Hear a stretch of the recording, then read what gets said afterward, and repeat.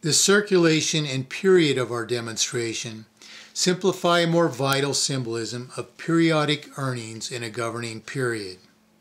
So let's walk through a cycle of servicing debt.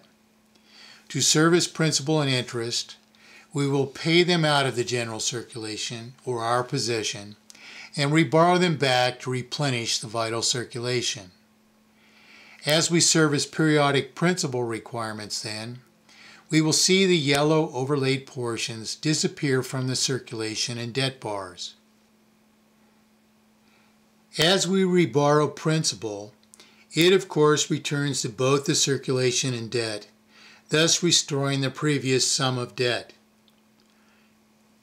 As we service periodic interest obligations, note that the orange periodic interest on the existent sum of debt comes out of the circulation column.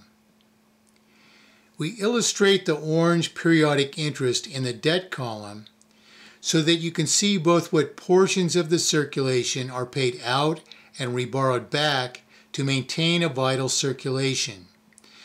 But it is only for the sake of this visualization that we show periodic interest in the debt column. When we pay the periodic interest, of course, as this does not reduce the sum of debt, the debt column does not reduce in size. So, as we pay periodic interest out of the general circulation, or our possession, we see the circulation column shrink respectively. Now let's borrow the periodic interest back to replenish the circulation. The circulation column rightly increases back to its former size in 100 units. But as to borrow is to assume debt, the debt column grows likewise, illustrating how periodic interest, reborrowed to maintain a vital circulation, increases the sum of debt.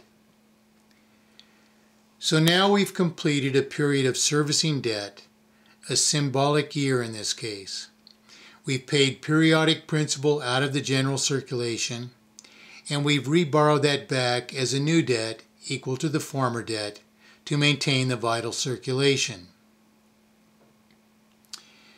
We have also paid periodic interest out of the general circulation, seeing this not count against the former sum of debt, and we have reborrowed this too to maintain the vital circulation.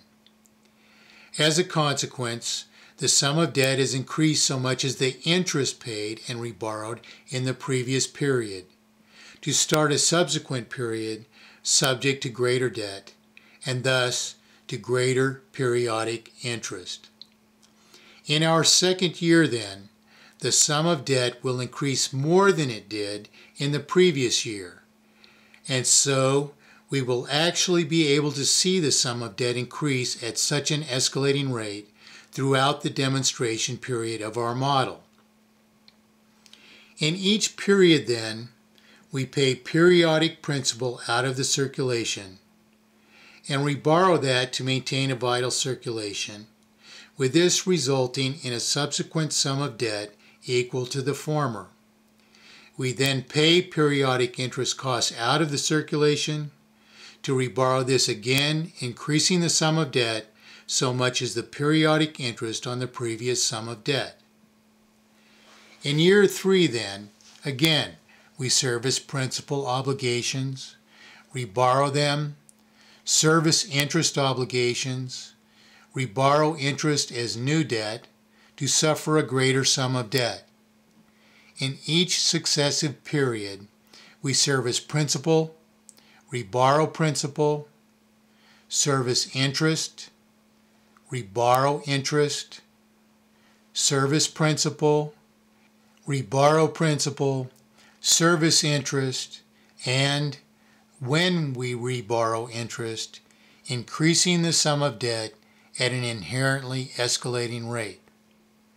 We pay principal, reborrow principal, pay interest, reborrow interest, pay principal, reborrow principal, pay interest, reborrow interest. Now, as we can see, in only 8 cycles of servicing debt, the sum of debt is about to go off our chart. Let's rescale the graph and turn our model loose to walk through this process of escalating debt to the terminal phase of the system.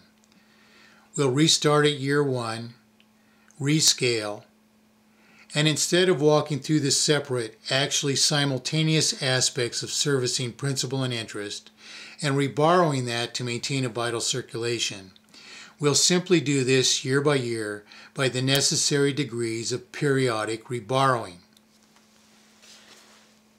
Note as we turn the model loose that the free circulation above our minimum requisite to sustain vital industry disappears. As this margin disappears, we reach a critical juncture in symbolic year 11, where, as you can see, there is practically no remaining liquid circulation.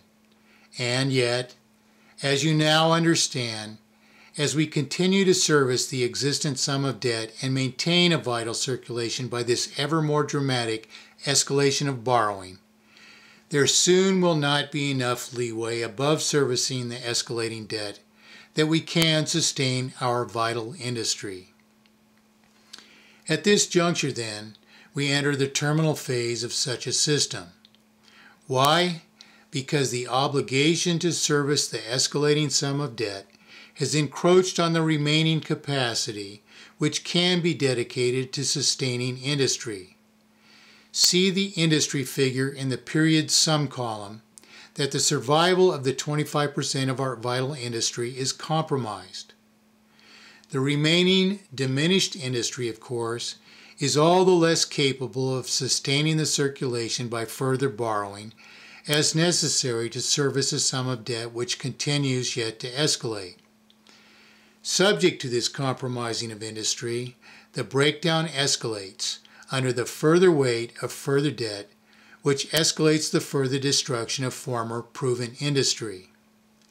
In the next year, then, we can sustain even less industry as the sum of debt continues to escalate. In the following year, hardly any remaining industry at all can survive. And so, soon afterward, we have utter failure of the system. What has happened here? As industry was extinguished by involvement of the entire circulation in servicing debt, no basis whatever, or creditworthiness survived either, to maintain a vital circulation. And so, the final consequences of the system are utter destruction of creditworthiness and final deflation of the circulation, because the circulation can only be restored by yet further borrowing. Does it get better than this? Does the system heal itself and recover? No, it gets worse, unless it's reached the very bottom, because of course you owe all the interest you cannot pay, which further accumulates in the sum of debt.